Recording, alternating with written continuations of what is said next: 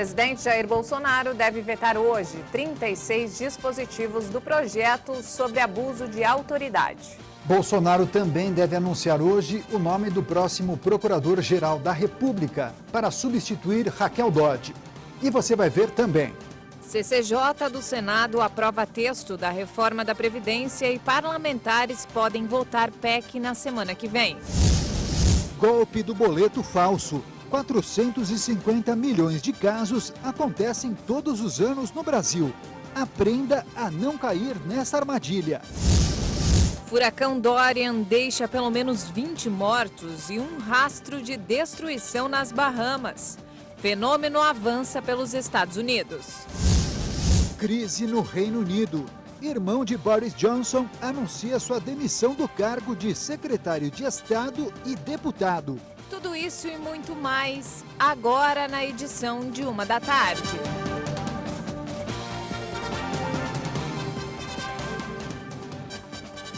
Olá, boa tarde. Estamos chegando com as principais notícias do Brasil e do mundo com Daniel Caniato. E com Juliana Dariva. Ótima tarde para você nesta quinta-feira, dia 5 de setembro de 2019.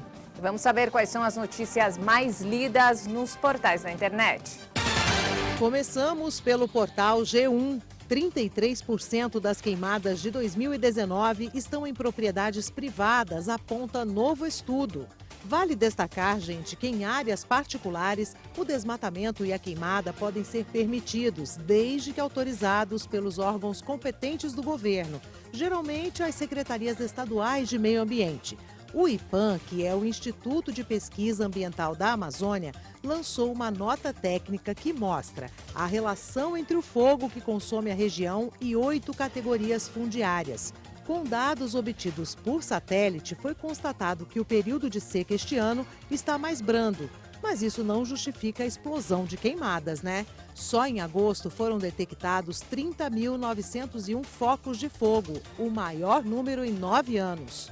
Agora é a vez de uma triste notícia em destaque no site da revista Veja. Morre Andrada, argentino ídolo do Vasco, que levou o 1000º gol de Pelé.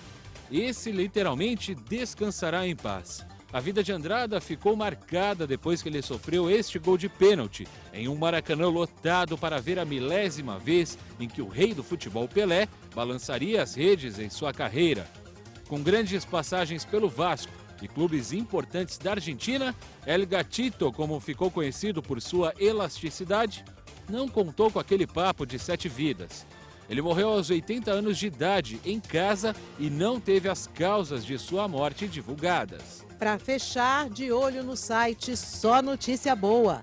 Homem sem teto volta para a família depois de 24 anos. Foram mais de 2 longas décadas que o José Lopes passou longe da família. Ele tinha perdido contato com os parentes depois de se separar da esposa e se mudar para a Flórida.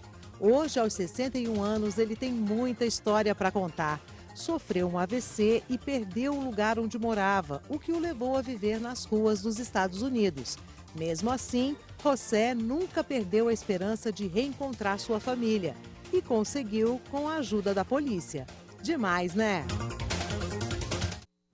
E o presidente Jair Bolsonaro já decidiu. Vai vetar 36 dispositivos do projeto sobre abuso de autoridade. O prazo para sancionar essa lei termina hoje e o presidente já tinha sinalizado que vetaria trechos, alguns inclusive sugeridos pelo ministro Sérgio Moro. O projeto que trata do abuso de autoridade, aprovado em agosto pelo Congresso Nacional, conta com 44 artigos, contendo um total de 108 dispositivos. Destes, Bolsonaro vetou 36 trechos. O presidente já tinha avisado que vetaria por não concordar com as regras previstas. Mas, inicialmente, Bolsonaro calculou que cerca de 20 trechos seriam vetados. Em uma rede social, ele informou nesta quarta-feira que acolheu integralmente as sugestões de veto apresentadas por alguns ministros, mas decidiu manter a essência do texto do Congresso. Bolsonaro se reuniu por 2 vezes com sua equipe para definir os vetos. O ministro-chefe da Secretaria-Geral, Jorge Oliveira, disse que o texto com os vetos preservou a essência sem limitar a ação dos agentes públicos. Quando a sanção da lei for publicada no Diário Oficial da União, também devem ser divulgados os vetos e as justificativas do governo. Depois disso, cabe ao Congresso Nacional manter ou derrubar a decisão do presidente. A análise deve ser feita em sessão conjunta, formada por deputados e senadores. E o Senado Federal pode votar a PEC da reforma da Previdência em primeiro turno já na semana que vem. Essa hipótese foi cogitada pelo presidente da Casa, Davi Alcolumbre. A Comissão de Constituição e Justiça aprovou ontem o texto principal da proposta e 8 destaques de bancada. O próximo passo é a votação em 2 turnos no plenário. Davi Alcolumbre trabalha com a possibilidade do plenário da Casa votar a proposta de emenda à Constituição da reforma da Previdência na próxima quarta-feira. Apesar de algumas divergências com líderes partidários, Alcolumbre se diz otimista com a votação da PEC em primeiro turno, no dia 11. Nesta quarta-feira, após cerca de 10 horas de sessão, a Comissão de Constituição e Justiça aprovou o texto base da reforma e analisou as emendas. Dos 8 destaques votados, apenas 1 foi aprovado. A emenda aprovada determina que a pensão por morte não pode ser inferior a um salário mínimo, que atualmente é de R$ 998. As demais emendas foram rejeitadas, entre elas as que sugeriam a redução da idade mínima para a aposentadoria no regime geral e a redução da idade mínima para profissões que envolvem exposição a materiais nocivos à saúde. Davi Alcolumbre falou da importância da aprovação da reforma para o país. Porque é uma coisa que mexe com a vida das pessoas, no dia a dia, mexe com o coração, mexe com a vida das pessoas. Então, essa matéria nós estamos votando por conta da nossa responsabilidade.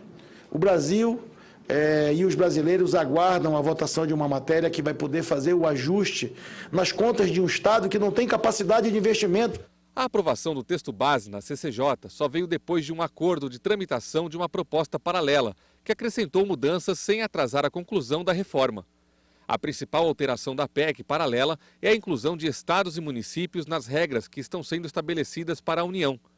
A PEC paralela também foi aprovada nesta quarta-feira e deve ser enviada para o plenário do Senado e depois vai precisar da aprovação da Câmara dos Deputados.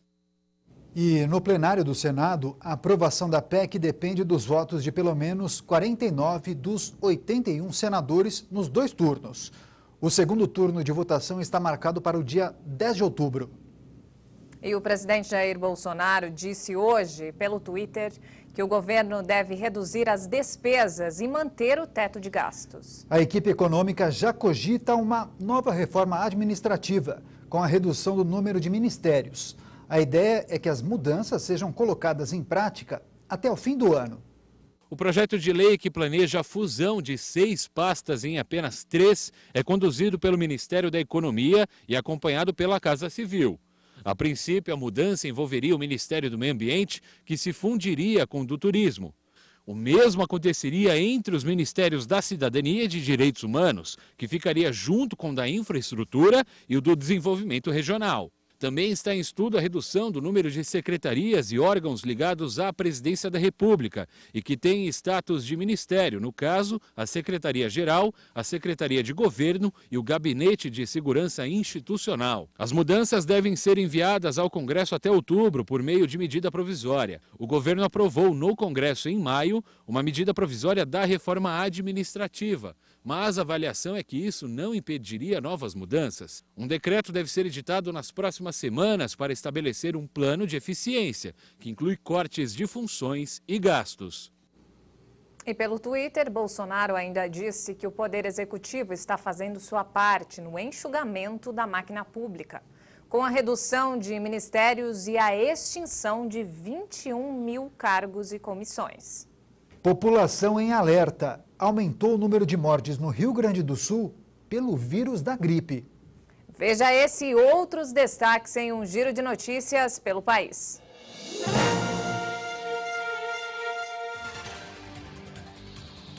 Já são 40 casos da doença causada pelo vírus influenza A e B, mais conhecido H1N1. De acordo com a Secretaria de Saúde, a maioria das vítimas eram de idade superior a 50 anos. Apesar do número de vítimas, as estatísticas apontam que o número de óbitos caiu em 47% em relação ao ano passado. A polícia pediu a prisão preventiva dos seguranças acusados de torturar um jovem em um supermercado de São Paulo. O crime de ódio foi filmado. Os 2 seguranças batem no adolescente de 17 anos que está nu com fios elétricos. A vítima teria roubado um chocolate quando foi pego pelos funcionários. Eles seguem presos por 30 dias. A pena para um crime de tortura pode variar de 2 a 8 anos de prisão. Em Duque de Caxias, no Rio de Janeiro, um homem foi preso por incendiar a namorada. Tailane Sampaio foi socorrida e chegou a ficar 4 dias internada, mas não resistiu e morreu. Eles tinham 2 filhos juntos. Leandro Alves se entregou à polícia depois de ser ameaçado por traficantes da comunidade. Ele tinha passagem por tráfico de drogas e roubo e estava na condicional. Leandro pode pegar até 30 anos de prisão por feminicídio. O filho mais velho do ex-jogador Cafu morreu vítima de um infarto em Barueri, São Paulo. Danilo Feliciano Moraes, de 30 anos, jogava bola na casa da família quando passou mal. Ele foi socorrido às pressas, mas não resistiu e morreu. A informação foi dada pelo ex-jogador Paulo Sérgio, amigo da família. Uma van escolar capotou em um acidente em Belo Horizonte, Minas Gerais. 7 crianças e o motorista estavam no veículo. Ele e mais 3 crianças ficaram levemente feridos e foram encaminhados ao hospital. As causas do acidente ainda são desconhecidas. E veja a seguir, furacão Dorian deixa pelo menos 20 mortos e um rastro de destruição nas Bahamas. Fenômeno avança pelos Estados Unidos. E ainda, crise no Reino Unido. Irmão de Boris Johnson anuncia sua demissão do cargo de secretário de Estado e deputado. Fique com a gente, nós voltamos já.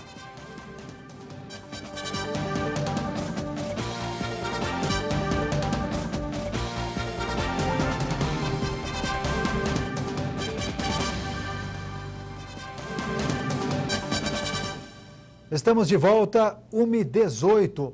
Uma ótima tarde para você. Vou te fazer uma pergunta. Por acaso você já caiu no golpe do boleto falso? Acredita-se que 450 milhões de casos acontecem todos os anos. E os golpistas também usam a internet, o telefone e também mensagem de celular. E de acordo com a Federação Brasileira de Bancos, os criminosos abusam da criatividade. Eles conseguem criar novos meios e cada vez mais eficazes do que os sistemas usados para proteger os dados pessoais do consumidor. E o jeito é ficar bem atento. A Simone quase foi vítima do boleto falso. Após abrir uma empresa, logo recebeu em casa uma cobrança que aparentemente seria uma parcela referente ao CNPJ. Fala que eu tenho que ir no endereço, me passa o endereço, o dia, a data e o horário, e que eu não posso ir nem com o procurador e nem com o contador, que eu tenho que ir sozinha. Apesar do susto, Simone pediu ajuda ao contador dela e logo veio a constatação. Era um golpe.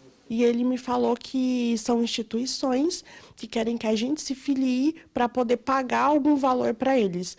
Assim como a Simone, milhões de brasileiros recebem cobranças falsas todos os dias. Mas, ao contrário dela, existe uma parcela que paga.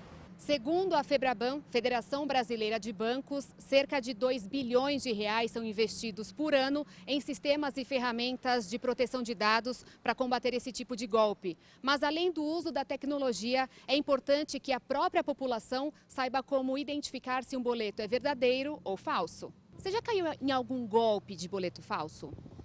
Não, já recebi, mas não paguei. Já recebi vários. Não chegou a pagar nenhum? Não, nenhum. E por quê? Porque eu tenho que ver, né, se a empresa é confiável, quem está me passando, e geralmente não é.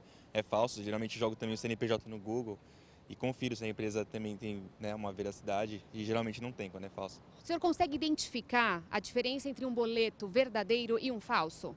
É difícil aqui, hein? Porque está aparecendo todas as informações, apesar que o código de barra não confere, tá? Eu observei aqui que os números de código de barras não batem. Mas nem todo mundo reconhece de cara. Ainda de acordo com a Febraban, esse tipo de crime anualmente registra 450 milhões de casos. Ou seja, ainda tem muita gente sendo passada para trás. alguém infiltrado nessas instituições fornece os dados, participa da quadrilha, fornece esses dados e com esses dados os golpistas mandam os boletos fraudulentos. Ou mesmo acontece dos golpistas pegarem correspondência na tua casa, uma correspondência de verdade, é um boleto original, substituir esse original e te envia um boleto falsificado, isso acontece bastante. Este advogado especialista em assuntos digitais diz que é preciso o consumidor ficar atento.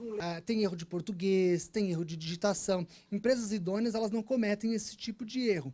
Uma outra questão, se você não tem nenhum tipo de relacionamento com aquela empresa, não faz sentido ela ter te mandado um boleto. Na dúvida, não paga. Sempre liga para a instituição, para responsável pelo boleto primeiro. O advogado lembra ainda que a Lei Geral de Proteção de Dados busca trazer mais segurança ao consumidor.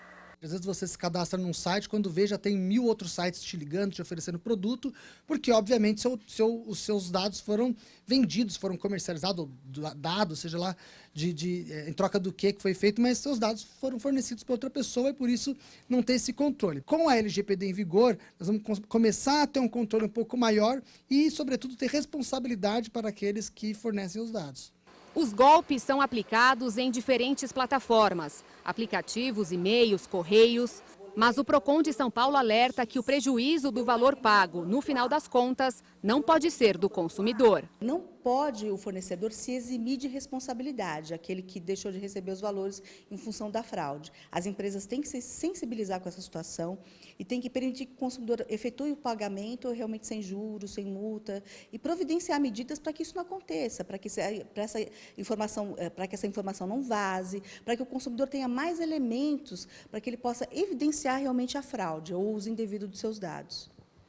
E a lei citada na reportagem é a Lei Geral de Proteção de Dados Pessoais.